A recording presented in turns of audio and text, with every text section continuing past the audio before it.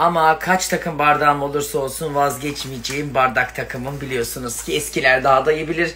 Paris'e kadar benimle gelen bardaklarımdan son 5-6 tane kalmış, onları da saklıyorum. Çünkü bununla içmişliğimiz ayrı. Ey gidi günlere, hala da devam ediyoruz. Bakar mısınız ne kadar yine sade ve şık bir şekerlik görüyorsunuz. Ama bak. Avcı kurt yanımda dişlerini bile eyledi. Çeyizinden uzak dur anne. Ama yeni alacağım sehpanın üstüne çok. Anne ne sehpası, şekerlik bunlar. Tamam, Kafayı yedi. Dedim şekerliği. Hiç kusura bakma. Hiç kusura. Bak kırılacak. Hayır onlar benim. Allah'ım sen bana. Ben kendi elimden kurdu yanıma çağırdım. Resmen Adile Naşit'in Hababam sınıfında yemek pişirdiği tencereler. Sonra diyorlar ki Kadir Bey siz çok kalabalık ailesiniz. Tabii ki kalabalık aileyiz. Baksana pişirdiğimiz tencerelere bak. Önce aşureyi burada yaptık. O yetmedi, şimdi buna çıktık. Yakında da herhalde Fıçıda. Nuh'un gemisinde yapacağız.